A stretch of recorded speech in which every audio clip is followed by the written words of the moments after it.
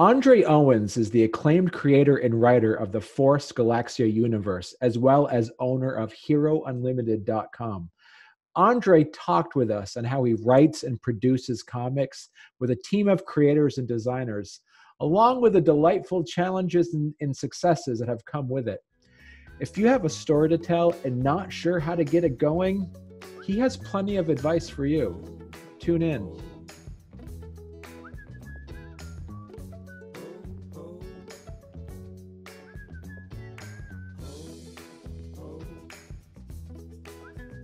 So welcome everybody. This is episode 7 of Storycomic Presents, and I'm here talking with the ever estimable. Is that a word? I think that's a word, right? I think it's a word. Yeah, I think you can say that.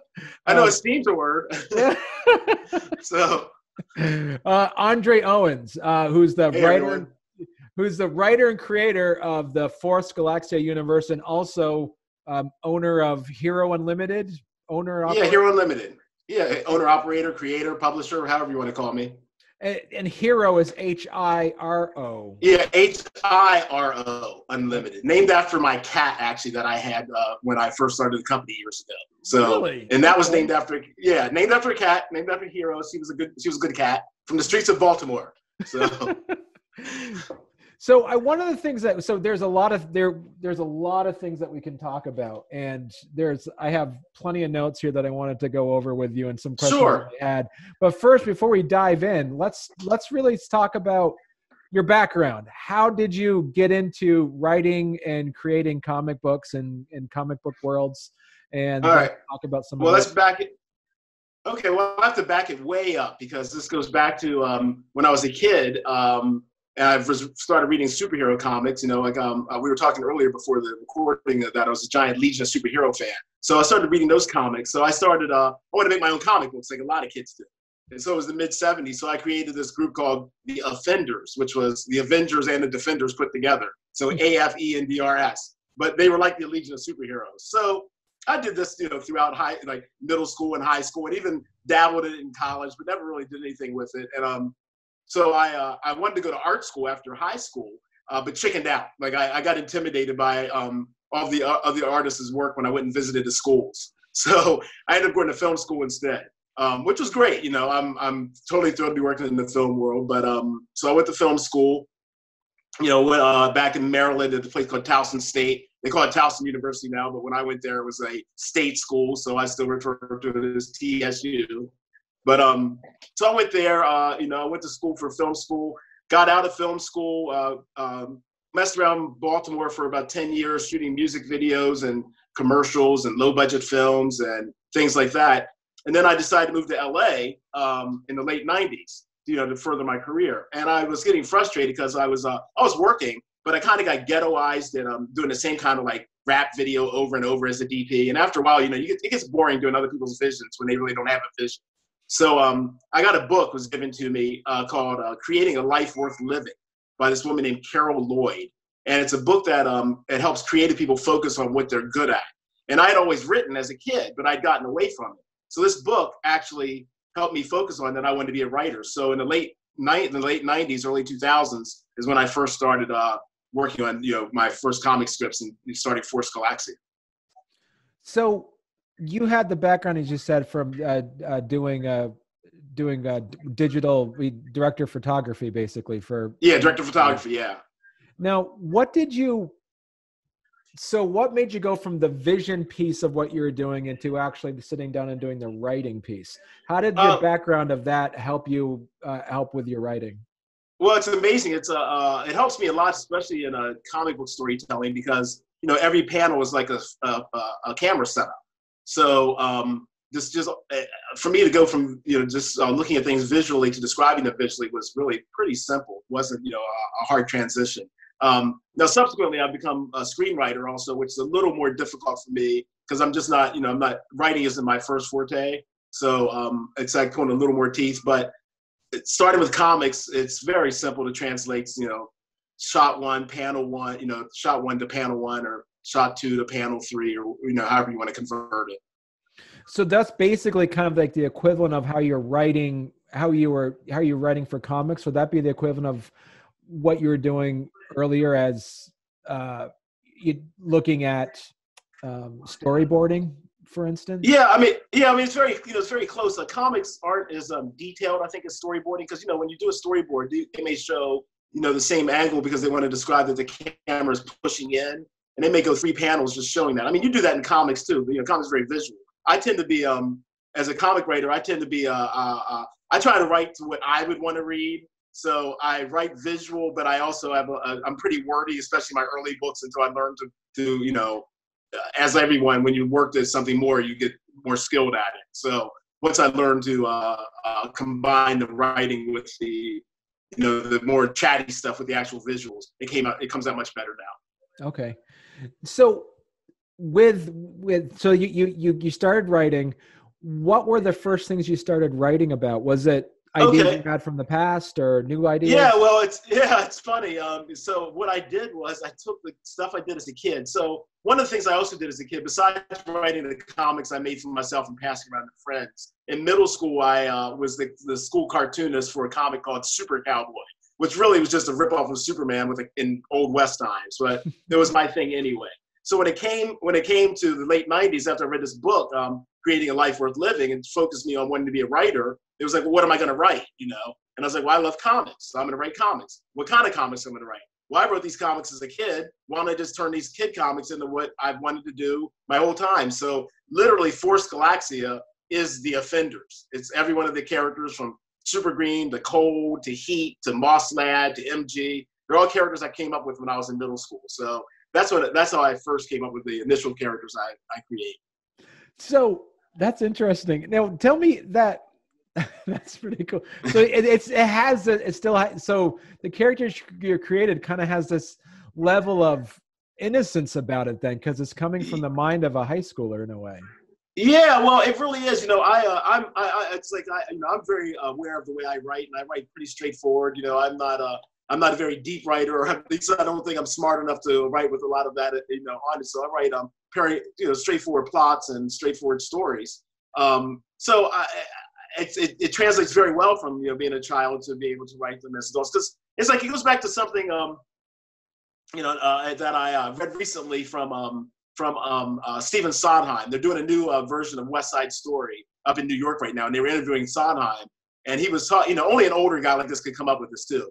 He was saying, look, it's simple. All you have to do is have story and plot. And what he meant was he explained it this way. He said, look, it's like take Hamlet, for instance. The story is, this is about a guy who can't make up his mind, right? That's the story. The plot is he believes his uncle killed his father. And what Sondheim said, if you can combine those two things, you've got a perfect performance, script, play, film, comic, or whatever. So I'm totally aware of trying to keep that in my mind as I'm writing to combine the both, to try to get both elements in there. I don't know if that answers the question you were asking, but I just went off on a tangent. So no, it's good. So story and plot, basically, it's what you're saying. You got to combine story and plot. Yeah, exactly. Right? So the other question I have for the people that are listening or watching this that want to get into writing comics. I'm sorry, you broke up on me there. What okay. was that? I said, so tell me about the people that might be watching this or listening to this that want to go into writing comics. How is writing comics different than writing anything else? Well, that's interesting. Because I've never written a novel, so I don't know the process of that. I'm solely intimidated by that. I've written, absurdly long screenplays. I wrote a 300-page coming of age screenplay. So, take that for what it is. But writing comics, I think, is different than writing anything else, because as the writer, you're purely the writer. You know what I mean? Like you create everything. You're creating the world building, you create the character building, you create the personalities, do all that. And then when you turn it over to an artist, they become the director and the DP, because they're deciding camera angles, the way people's face expressions look. You can describe that, but it's still going to be an artist interpreting what you describe. So, I find that writing comics is actually a very pure writing, platform, in the sense that I can do, anything. It's an old adage. I don't know if you've seen this. I think it was a meme, maybe in a cartoon, but it's at a comic convention. There's a writer and an artist sitting on stage, and the writer says, "Oh, I love writing, comics because I can write a scene with 10,000 soldiers in one panel and 20,000 ships in the other." And the artist grabs his pen and starts stabbing the writer, saying, "Ah!" Yeah, you can write that shit, but I have to, I have to draw it. It goes back to the whole thing.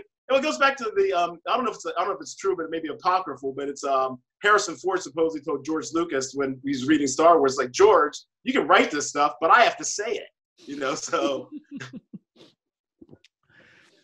So tell us a little bit about. So you primarily consider yourself then? Do you consider yourself a creator first or a writer first? I now think myself as a creator first because I do so many comics, and even though I'm having some success as a screenwriter in Hollywood now, I will always want to do comics first because it's such a pure medium. Like I was saying earlier, like I can like my newest my newest comic. It's not my newest, but one of my newest comics is the Bovine, about genetically altered superpowered cows from Switzerland, and literally that idea came from a coffee mug. So, inspiration can come from anywhere when you're doing a comic book, as opposed to, writing a film, putting together a film and getting a Hollywood film together is a lot of moving parts and a lot of people are involved. There's, a lot of chefs in the kitchen that want to put their little ingredient into. So I don't find it as pure as writing comics. So you brought up Bovine League, you brought up Force Galaxia. Now, are they part of? Now I want to talk about a bit about your world building here. Okay. So, is the Bovine League and Force Galaxia, and we'll talk about each one individually. Sure. But are they part of a shared universe that's like the hero? Yes. The Heroverse? Yes. So, yeah, the Heroverse. Yes. So I do a bunch of different books. So beyond Bovine League and Force Galaxia, I do a book called The Milky Way Defense Marines, which is set in the same universe. I do one called the Hero Unlimited One Shot, which is kind of like my old. I don't know if you remember Marvel had those Marvel 2-in-1s or stuff like that. Would be the Thing and whichever guy each month. So this is Marvel. This is my version of that, where I'm going to do individual characters from my universe in a standalone book each month. So okay. So yeah, they're all in there, and including I do a book called The Stoned Age, which is autobiographical about. I worked at this head shop on Melrose back in the late '90s. So it's autobiographical for that, but in my mind, that's also in the same universe because all of my superhero stuff takes place in a fictional future where, like, instead of saying "once upon a time," my comics all start with the slogan "some time from now," and then they just go on to explain. It doesn't say when it's set. Like the Legion's 1,000 years from now. I don't say that, mostly because I don't want to be pigeonholed. But all of my comics take place they definitely take place in a shared universe. So talk about that universe then. Talk about how.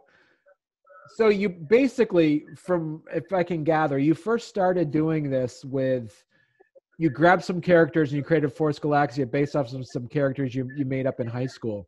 You had that in place. What did you do next? How did you create a foundation of okay. the world, the space, and all that kind of stuff? Well, I approached it the way I approach, film somewhat. I created a character Bible first, and I created a Bible of the universe. So Force Galaxia is actually an anthology. It has 3 different stories in it. They're all interrelated. The first is about 14-year-old or teenage superpowered bounty hunters called Super Green 14. And the second is a quest tale involving some of the same characters when they're older. And the third's a story about an all-women's detective agency on Earth's rebellious moon. So they all take place within the same universe, though the first story takes place in the past. So creating it, what I did was take the initial characters that I have for Super Green 14 as if they were teenagers.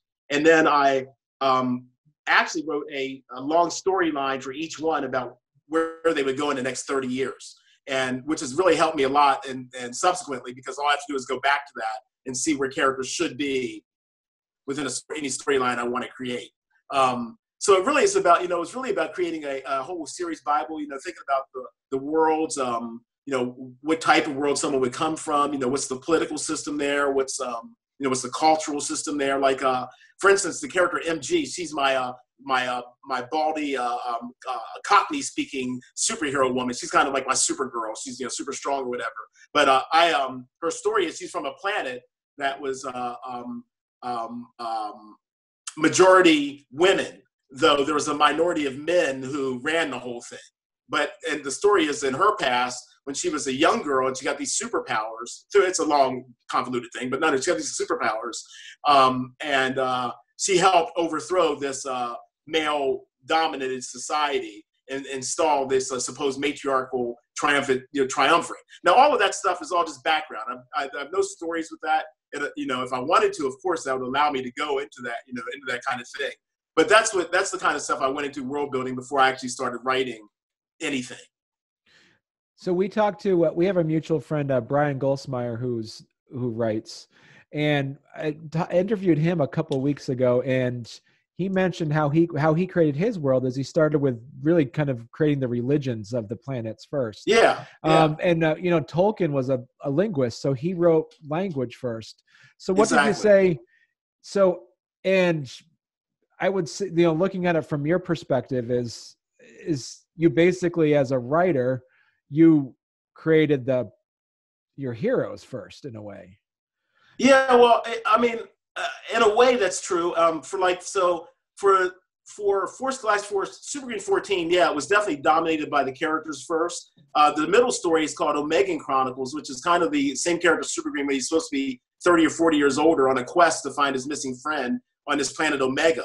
Now, Omega is I've set it up that it's 3 different races on Omega: red, green, and blue Omegans. So when I did that, I sat up and wrote all the religions for each one of those first, their political systems, and each culture, their cultural things, what makes them unique. And looked at it from that point of view before I created characters to set in that universe, except for the main guy who I knew I had wanted to take this quest across this planet. It's kind of like Omegan Chronicles is kind of like I guess my dream world or something, a world that I've been thinking about for my entire life, and I found I'm getting out on paper, even though it's a convoluted, long, sprawling epic. I mean, I initially had it serialized in Force Galaxia 1 and 2, but I pulled it out of Force Galaxia number 3 because I wanted to do a standalone graphic novel.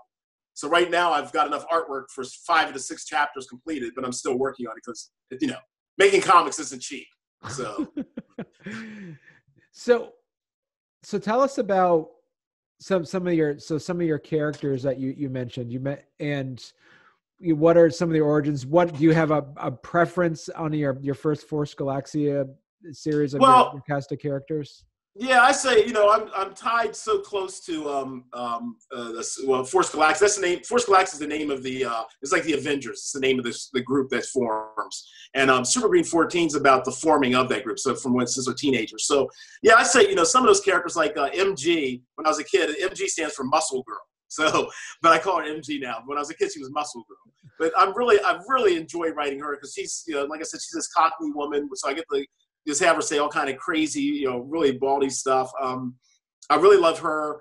Super Green, he's got a goofy name and he hates that name because the name supposedly came from the Super Green experiments where he got his powers. So everyone calls him Super Green, but he's like, hey, my name's Francisco. So, so throughout all the books, he's always like, my name's not Super Green, Super Green's kind of like, I wouldn't say my id, but I'd say, somewhat a good, exploration of my character, that I'm having. Like Omegan Chronicles has him go from, like all journeys should go. He goes from one place to another and learns a valuable lesson along the way, which is something I definitely have to do in my entire life. So those guys, both MG and Super Green, I'm so close to. The ones I'm really excited about, though, really is the Bovine League because it's so fun to write. I mean, it's just like, you're talking about superpowered cows, so. And like I said, they each represent a different canton within Switzerland. So, and I do 9 of them. So it's just, it's so much fun just to have them interact. And I like each character in the Bovine League represents a different archetype. So it's good to play them off each other and do different things that way. So tell us more about the Bovine League. I know that's your latest project. Yeah, that's the latest project. So the Bovine League, like I said, it's about superpowered cows from Switzerland. So there are 9 cows, and they each represent a different canton within Switzerland. And they all have like a canton's name. So they don't have superpower names, but they're named after like a canton or state, what they call in Switzerland. So it would be like Geneva's the leader, and there's Zurich, and there's Saint Gallen, and there's Ticino. So there's many of these people, and their sidekick is a girl named Lacey Swiss, named after the cheese. So it's I'm telling the story straightforward superhero style with a good dash of humor on top of it. But the main plot of the Bovine League is, so they're genetically superpowered cows from Switzerland. And one of their main villain is Nandi, who is Lord Shiva's cow in Indian mythology, is Lord Shiva's guardian cow. In my world, Nandi is tired of being subservient to Lord Shiva.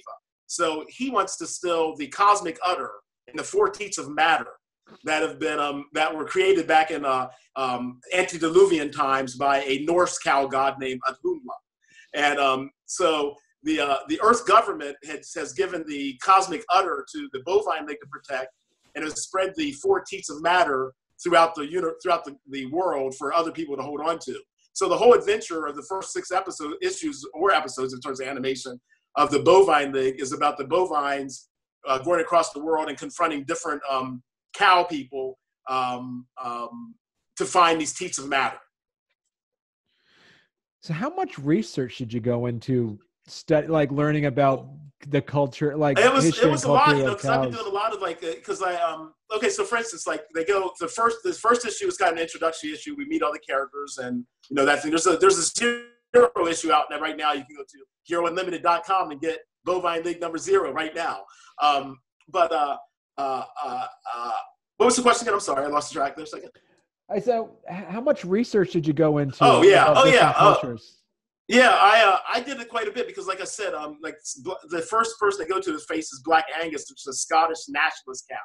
So I did some, quite a bit of research about Scotland and people who are Scottish nationalists, and tried to incorporate, a lot of their arguments into what Black Angus preaches when confronted by the Bovine League, who are there to get one of the teats of matter.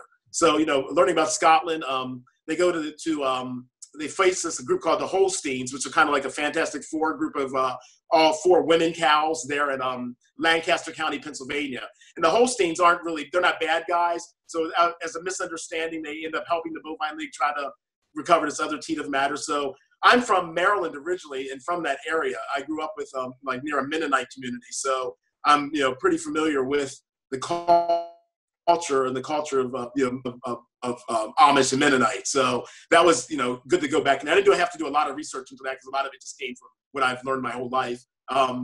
They go to Texas and they find a Bushwhacker the bull. And I did name Bushwhacker after a famous actual bull who has never been ridden successfully for 7 seconds. So once I did research on him, I just translated that, and he's a cow separatist. Like he doesn't believe in anything except cows. So he's like destroyed Austin, Texas, and turned into a giant hole where now all the cow people live there.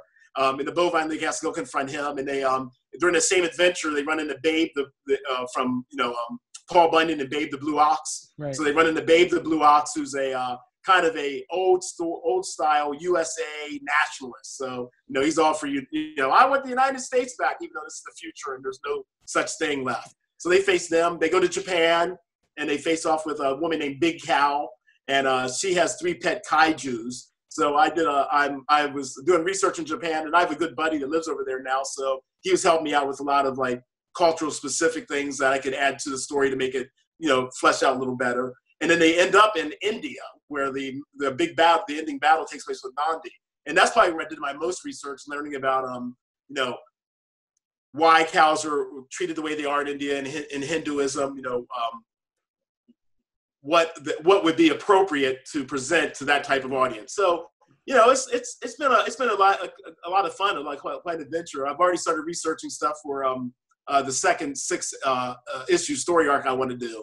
So and that'll take the cows in other places of the world and off the world. So it's pretty fun right now. It sounds like, to me, it's like how you describe it. And, also being a Gen Xer reminds me of some of those 80s video games where you have a different level, different boss. Exactly. Oh, that's exactly, and it's so funny because I'm not really a gamer anymore, but it's exactly that, it's exactly facing all the small bosses to get, to get all these little things to go face the big boss, So, and then it gets all, and then I try to be all pseudo deep and, have, these cow deities from across different cultures, like an Egyptian deity, and like I said, there's a Norse deity and a Zoroastrian deity. So and I have them, supposedly they all existed in pre-lapsarian time, so before the fall of man. So supposedly they were cows then, and then after the fall of man and antediluvian times, before the flood, supposedly that's when the cosmic udder was created to control the universe. But the cows decided that one person shouldn't control the whole universe. So, any minotaurs in there? Anything? Not yet, but in future issues also. I mean, like there are Scottish Highland cows that support Black Angus, and there are bison who are on Bushwhacker's side. So yeah, there are other cows and other things that make it. In this universe, I imagine there are humans, there are these animal hybrids, and there are aliens all living together on Earth. So is this still part of the shared universe of your Force Galaxia? All still part of the shared universe, yeah. So how much? So my question. So how much did, as you decided, you came up with the idea of the Bovine League, how much did this force you to change your shared universe with? Not really that much at all, really, because I mean the universe was set up, like I said, I set the world up so well that I established that there could be characters like this that exist within the universe, and so basically, I imagine like Force Galaxia's headquarters are somewhere in North America, where the Bovine League is somewhere is in Switzerland, and Earth government is in Cameroon. So because Earth government is ruled by these a series of emperors named Felix Anoma. And so it's Felix Anoma 1, 2, and now we're up to Felix Anoma 9. So Felix Anoma 9 is the current emperor of Earth. And hey to Felix, if you're watching this, because I have a buddy named Felix, and it's named after you. So hey.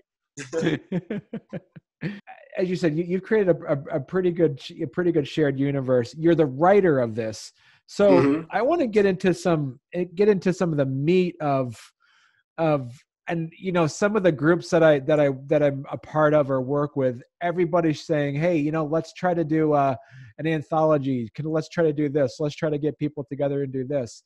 So looking at your credits, you have a lot of people that work with you. You have a letterer, and you have a graphic designer, you have an artist.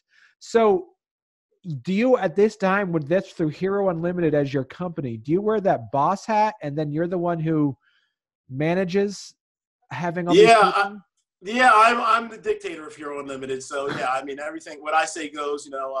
I saw, people sign everyone I work with signs for a letter agreement that specifies what they're working for me, what they owe me, or what, I will provide to them. So, so I wear the hat as the writer. I wear the hat as editor-in-chief, publisher. I work with a woman named Holly Glazen. Hi, Holly. She does editing for me. She does both regular editing and does some copy editing for me. Artists, boy, you work. I mean, thanks goodness for the internet, because you can find artists all over the world that are super talented, that, were willing to work with you. I'm sure everybody that's doing comics right now really appreciates the fact of, as bad as social media can be, it's also allowed us to contact a lot of different people who ordinarily wouldn't see each other's work. Like there's a great, when I first started back in the 90s, the website where I found artists on was a place called digitalwebbing.com. I don't even know if it still exists. But they had not a message board, but like a posting board where you could post for if you needed artists. So even back in 1999, the first artist that I got that worked on Omegan Chronicles at first was a guy named Rodolfo Hernandez, and he's out of Caracas, Venezuela. Now I've lost track of Rodolfo over the years, but it was one of those things where I met him. I met another gentleman by the name of Daniel Rivera from Mexico City back then. And he did the Sisters of Power, the initial story of that. The guy actually that did the Force Galaxia, did Super Green 14, he actually started out as a colorist for me, but we became such good friends, and he was such a good artist that I actually wrote the story with him in mind to put in Force Galaxia. So I work with a whole bunch of people. I'm currently working with a bunch of different artists around the world. It's so much easier now, like I said, with social media. There's a great Facebook group called Connecting Writers to Artists, where there's a lot of artists sitting there just waiting for people to approach them. So tell us about for the people that are listening to this, to say, like a writer who's listening to this, or an artist who, well, particularly writers who have a really good story and they're really good story to tell, but they can't find it. Talk us through, you mentioned some places where you can probably reach out to it, but what are some of the advice that you would want to tell someone to say, this is where I stumbled earlier. This is the thing that I learned my lesson from. Compare that to like your first comic book you did to your, what are you at, 20, 30 now? You have a lot of comics. Yeah, I've got a bunch. Yeah, still much. Not that many, but there's still a bunch. So yeah, what are some of the advice that you would give to comic writers that want to get a book written, get a book published?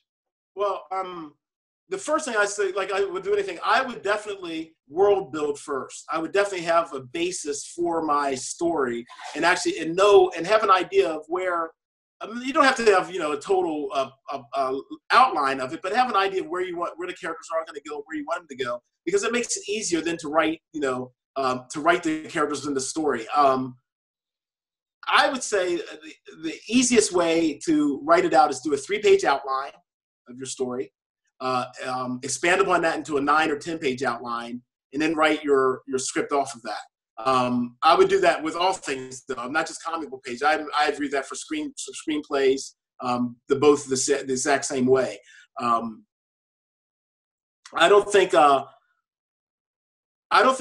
mean, I've done it where I've written without having a sure idea of all the characters, and it doesn't work as well. And I've never published those particular scripts. So the main thing that happened to me, the main advice I give new writers is be visual, but don't be overly visual. You still have to have a story. You still have to have a plot. I mean, you can have a whole issue of one fight, and that would be good. But you got to realize that you're putting this book together, especially for an indie like we are. You're putting this together with your own money and out of your own pocket, or maybe Kickstarter. So if you've got a story you want to tell, I advise trying to advance your plot. I mean, I know that isn't the way everyone writes, but I tend to write that way. I tend to want to advance the plot and move things forward to the next thing, to the next thing, to the next thing. Like I said earlier, I'm pretty straightforward storyteller. I don't think in the way of, I'm just going to say it from this point of view and do this. It's A beats B meets C beats D. It's like I say often about ideas. So if you come up with, your idea doesn't have to be something no one's ever heard of before, if you know what I mean. You can have a simple story like boy meets girl, boy loses girl, boy gets girl. You can tell that story in any way. You can tell that in a comic book, in a Western. That could be a drama. That could be a musical. That could be a sci-fi. That could be anything that you want to tell that simple story in. For instance, I just watched movie called Yesterday, Danny Boyle. It's about a guy, the Beatles, if the Beatles never existed in the world, and only one guy remembers who they were. And now what's going to talk about story versus plot? That's the plot, is that. But the story is boy meets girl, boy loses girl, boy gets girl. That's it. But the plot is all about this guy and, singing Beatles songs, becoming famous. So I don't think you have to, as a writer, I don't think you have to come up with things that no one's ever seen before. I think you're like if you look at my comics, I'm sure you can see where what's written all over my sleeve and where my influences come from. It's Legion superhero comics, it's the Avengers, it's the Defenders, it's stuff I read when I was a kid, 80s, 90s comics. And there's nothing wrong with that. There's nothing wrong with being able to interpret. I mean, think about all the great artists. Brian De Palma made a career out of doing Hitchcock films. So you don't have to be someone that comes up with something no one's ever seen before. Is my main point. So, say we're a writer. There's a writer listening to this or watching this and says, yeah, Andre, I have a script. I have something written out. What do I do? How do I get this? How do I make this a comic book? Okay, well, if you can draw, if you're a writer and you can draw, nothing's stopping you from right now doing your book. You can do it all yourself. If I could draw, I'd have 100 books out, because I got tons of ideas. I just can't draw that well. I mean, I can draw pretty well. Like I can draw initial character. So my process is I'll draw initial character designs, but then I get real artists to do the artwork because I can't do that stuff. I can give an idea of what I want, but I can't make it look good.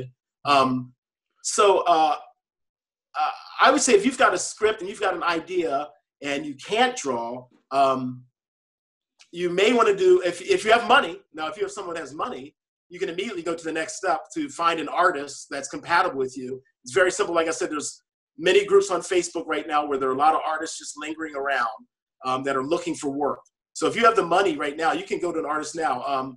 My advice for you though is don't offer, ask what the artist is, ask an artist what their price is. And that way you can tell if you can afford them or not, because instead of doing it the other way and saying, I have $50 a page, I can do this. You may have someone that's a great artist that'll do it for $60 a page, but because you say 50, he won't do it. So it behooves you to ask them what their page rate is, okay. and then make a decision.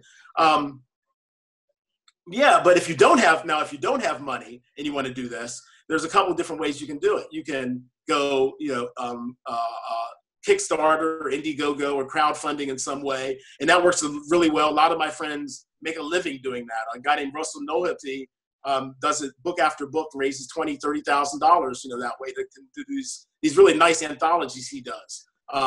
You can do it that way. I raised money for Bovine League #1 on Kickstarter. So, and had a successful Kickstarter to get that to pay my artists. So you can do it that way, or you can finance it through credit cards. I mean, that's how I finance it's not the smartest way to do it, but if you want to get something done, you've got this pressing story you got to tell, you're going to pay interest rates, but literally I financed Force Galaxia 1 and 2 all on credit cards back in the late 90s. And I went $30,000 in debt.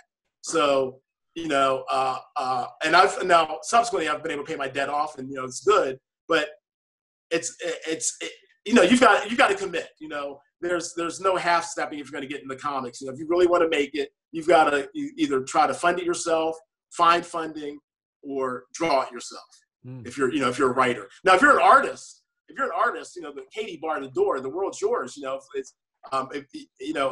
Finding a writer, even if you're going to pay a writer, writers will work cheap. Writers will work, for $10 a page or something. So if you're an artist and you've got this brilliant idea but you can't write, finding a writer is an easy process. At least from my point of view, it would be.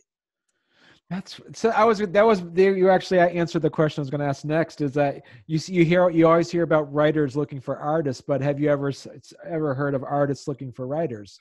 Do you see that in the groups? Oh yeah, you see it. You see it in the groups, definitely. You'll see an artist saying they'll have I've got this idea. I don't know how to work it out. I know I want to. I have this cowboy who's going to face an alien, and I know I want them to have a big battle on this, on the plains, but I don't know what story to tell to get them there. So they'll try to find a writer that's versed enough to be able to get them there in that story. Think of it this way. I don't know if you remember when the Image guys first formed in the early 90s, and they all left Marvel and the other prospective companies they're at. If you look at some of those early books, they're gorgeous to look at. They're just beautiful images, beautiful layouts, but a lot of them are just full of caption boxes explaining what's going on because there's no storytelling going on.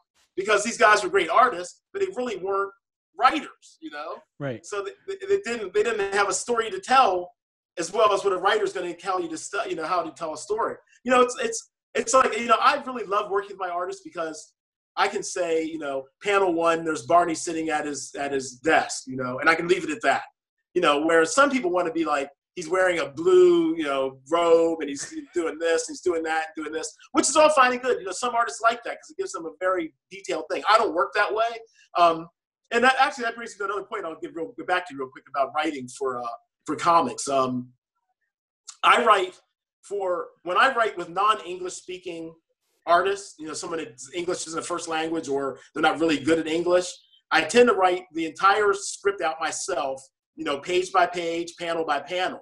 But then when I send them the script, I take out the panel, the panel descriptions and leave it up just to page descriptions. It's like the old Marvel style, because that was the way Stan would walk in and be like, "Hey, I want Spider-Man to fight the Incredible Hulk," and then Jack would come up with the comic, and then Stan would add all the dialogue, So you kind of work that way with I find it easier to work that way with non-English speaking artists. Yeah. But for everyone else, it's I give detailed scripts out. Well, and I looked at, the credits you have in Force Galaxia. You have a letterer. Yeah. You have all kinds of folks. What made you decide to say, I want this to be split up into different roles? What made you decide to just not have like an artist do all that? And Well, because it's like, it's like everything, it's like, being a letterer is an individual skill. right. Now, there are artists that can letter, and they do a fine job. But it's not. It's like me. It's like me. It's like me. I was a DP. I wasn't an editor, but I can cut stuff. I can edit, but I'm not an editor. I can't make the flow, the rhythm, all the things you need to make a scene pop. I don't do those things. I'm not good at that. I can cut a scene together and it would be fine, but it still wouldn't be me being edited. And the same thing goes with lettering.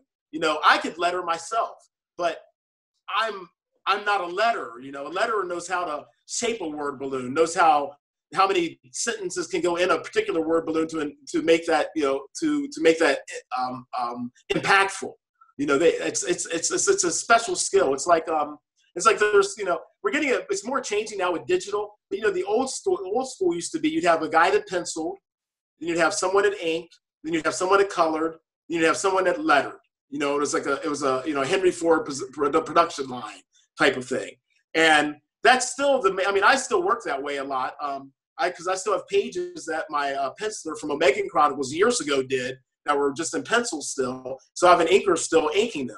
But like my new artist on Omega Chronicles, Ruli Akbar, hey Ruli, he does pencils and inks himself. So he does all all that work in one thing. And then I just pass it on to colorists, and then they do the color. And then final stage is a letterer who I work with the same letterer often, a guy named Alexander Lugo. Hey, Alex, because he's really talented and he knows how to make my books pop. He'll know where to put the emphasis on something that from my script that I may not have thought of doing properly. So like I said, every skill within my credits are unique and necessary. Do you have them work?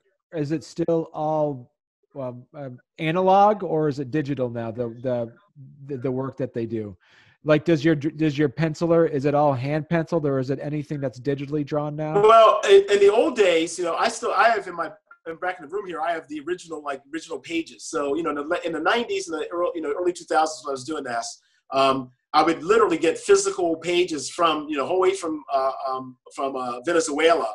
They would be penciled pages. And then I sent those pages back down to Mexico City to my friend that was inking down there. And then he would have to physically send all that stuff back to me. And then I would scan everything, and then send it to a digital colorist. Because even when I started, people were still doing digital coloring. They weren't doing hand coloring anymore. So then I would send it to a digital colorist and get those pages back and then send that to a letterer. So nowadays, like the guy that's doing Bovine, like Christian Alaminos, he's a fantastic artist, probably one of the best artists I've ever worked with.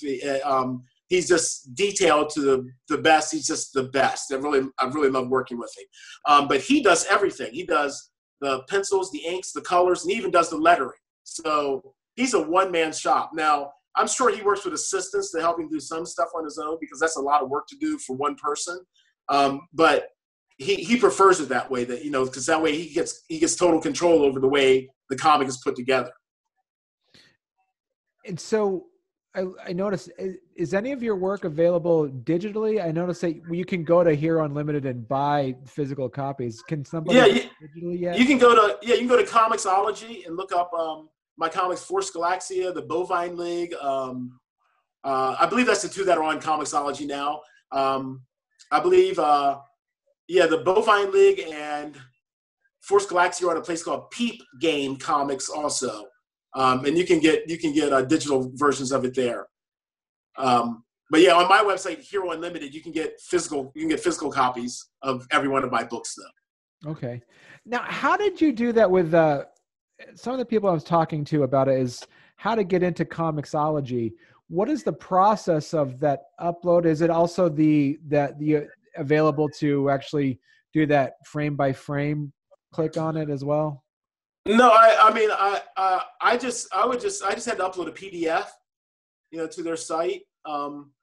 So I'm not. That's the extent of all I had to do. I mean, I went to their site. And just read the instructions of how to apply and how to get your book on there. And really, it was as simple as once you do fill out the main form, just attach a PDF and send it over. Okay. That was the extent of what I did. I mean, maybe there's more to it, and I don't know what I'm talking about, which is easily possible because I don't know a lot of shit. So. So where do you see it as Hero Unlimited, and being a part of the independent comic creators platform in the world?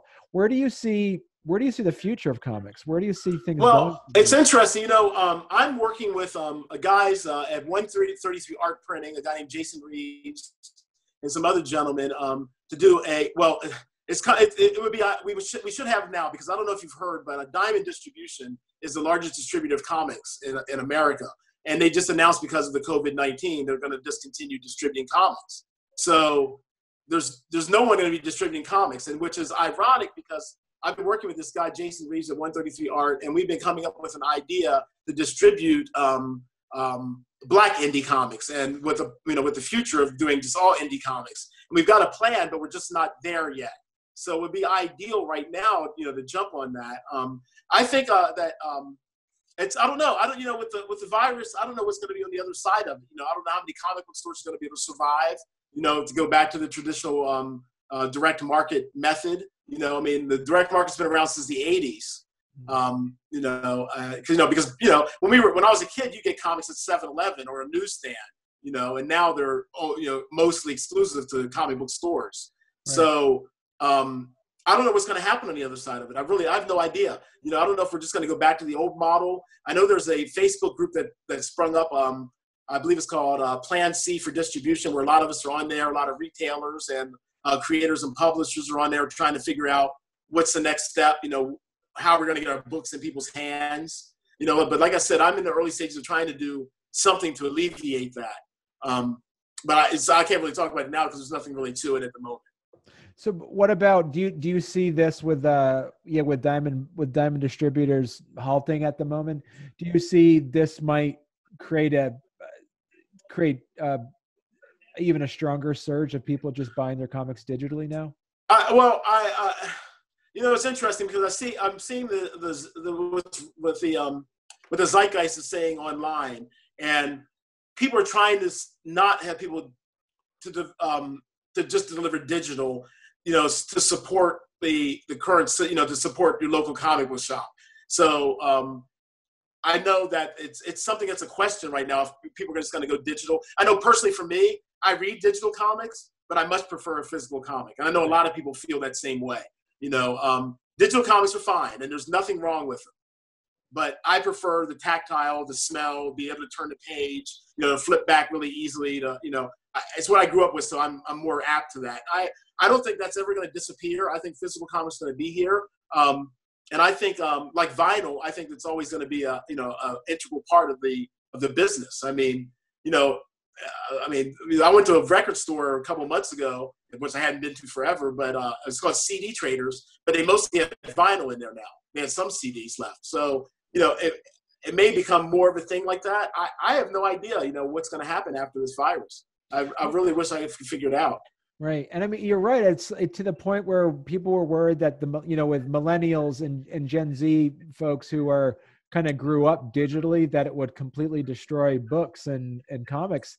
But you bring up that point, you see a lot of them going back to the analog days of wanting physical things, like bringing back vinyl. They're also, I also saw a few, and I can't believe this, but I actually saw a few articles talking about people are going back to VHS. I've seen that too. What's funny? Purpose, yeah. Well, it's funny about that. I shot this movie in the early '90s called Permanent Damage, a suburban gangster story.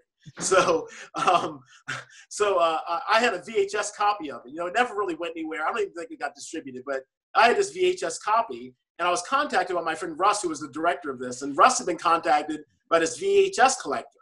Now, I didn't think anything of it, but this guy, he likes to collect obscure VHS tapes. So he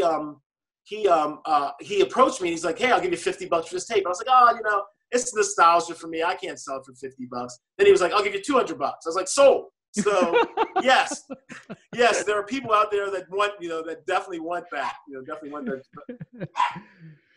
Yeah, I don't. Yeah, I don't think. Yeah, I don't think that floppies are going to go anywhere. I mean, floppies are sell less. You see a lot of graphic novel anthologies. I know a lot of people who haven't been to a comic shop in years will like a storyline, Right, will buy a story arc and say, right. I wanted to read this thing about Batman or this thing about Superman or something along those lines. And I don't think that's going anywhere. But No, I don't think so either. but where do you see, for instance, Hero Unlimited in the next 5 years or so with your stories? Well, I'd love for Hero Unlimited, in 5 years, if this distribution channel I have set up is working well, I'd love to be producing 30 Hero Unlimited books, by different artists and different writers. I don't want to continue writing everything myself. I'd love to have other writers involved. Right now, I've got Bovine League up for a possible shopping agreement. It's not that big a deal, but for an animated show. So if we could, if Bovine turns into animation, that would be a great outlet for it. I plan to write all kind of different types of books in the Hero Unlimited, not just superhero books and not just Bovine League type things. I've got plans for a coming of age story. I always admire the Love and Rockets. So I would love to do something like that, that's just something that continues on, just tells a story about characters. And if those things can be turned into live action stuff, so be it. But, that's not my goal. It's, I work in Hollywood as a screenwriter, but that's not my goal to turn my stuff into these, great Hollywood productions. My goal is just to continue to tell stories I want to tell. Have you ever thought about at one point ever making the Heroverse like an open source, where allowing other artists and writers to tell stories within your universe? I would love that. That would be fantastic. It's so funny. Oh, sorry, someone's at the door. I've been looking for a woman writer to take over my story called Sisters of Power, because it's about an all-women's detective agency on Earth's rebellious moon. And I've written the first three issues, but I've been trying to find a woman writer just to take it over, because it would be better told from a woman's point of view. Now, I've approached a bunch of people and no one's actually said yes. So if anyone's out there, reach out to me and maybe you can write for Hero Unlimited. But yeah, I would love that. I would love to have other writers. That's my whole point of the Hero Unlimited one-shot. Like in the first issue I wrote, it's a Hero Unlimited one-shot. It's out there right now at herounlimited.com. It's called Bessel. So it focuses on one of the characters from the Bovine League. And what it was a guy I had worked, one of the artists, a young artist, he had done a pinup for me. And he had just wrote to me, he goes, I loved working with the Bovine League. I love them, What else can I do for you? And I was like, well, I don't really have anything at this moment. Then I thought like, well, I've got this little story I'd like to tell. And then he told me a story he would like to tell. So I used his story, actually wrote it. He did all the artwork, and then I published it. So for issue 2, I've already got a story written by a different writer. And for that, I'm going to try to find an artist that I've worked with before, or an artist that's established. And then to just go back and forth with that within his book. So, pair a new artist with an established writer, or an established writer with a new artist, or vice versa. So that's my goal for that. So yeah, I'd love to have you writing in my universe. I'd love to have anybody doing it. I think it'd be great. So wow, this has been pretty much an hour already. That was quick. Oh geez. Oh wow. So where can people find you, Andre? Oh, okay. You can find me at my website, Hero Unlimited, HIRO Unlimited.com. You can find me on Twitter at Redskew, that's REDSKEW, and on Instagram is at red_skew. So those are the social media spots. Or you can go to Facebook and you can look up Bovine League, Force Galaxia. There are pages for each one of those on Facebook. Oh, wow. Okay. So any advice for any comic book writers or people that are creating universes?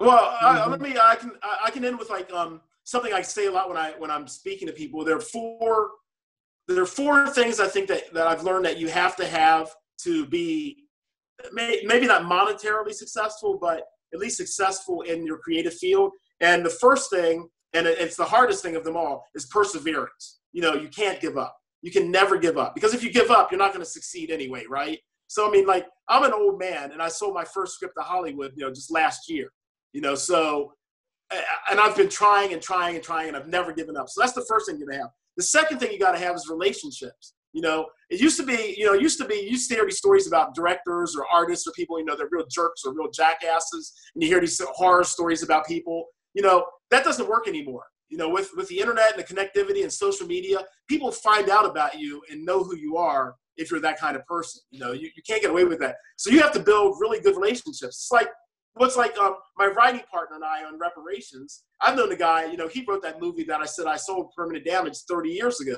We've been friends ever since. But it wasn't until the last couple of years that we've been writing stuff together that we actually have something that we were able to sell together. So relationships. The third thing is luck and opportunity. Let's be honest, you got to have luck, and luck comes when you have an opportunity. And when you get those three things, you know what you have to have? You got to have a little talent to back it up. It can't just be, it can't be, you can be a hack, but you're not going to do more than one movie and or book if you're a hack. They're going to let you get away with it once, but you're not going to continue to do it, Well, thank you very much, Andre. This has been entertaining. It's been amazing, fun. I love some of the points that you brought up about how to make a good script. I love the idea that you brought up that there's story and plot. And for a lot of listeners or viewers would have before this would have thought that it means the same thing, but those are two exactly things. Oh, and one last thing before I let you go, Barney, I want to say one thing. I want to say, now this is probably something that I assume most people know this, they're in a creative thing, but it's called the production triangle. I don't know if you can see that.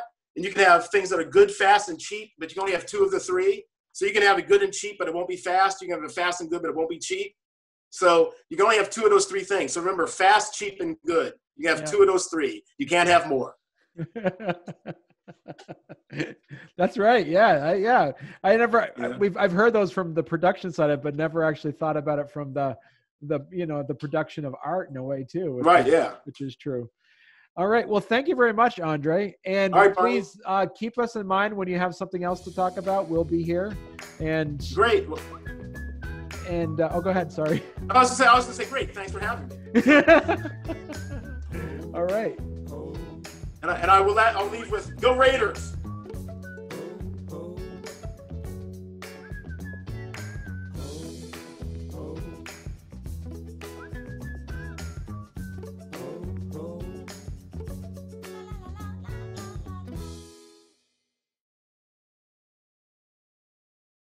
So were you a DC person or a Marvel person?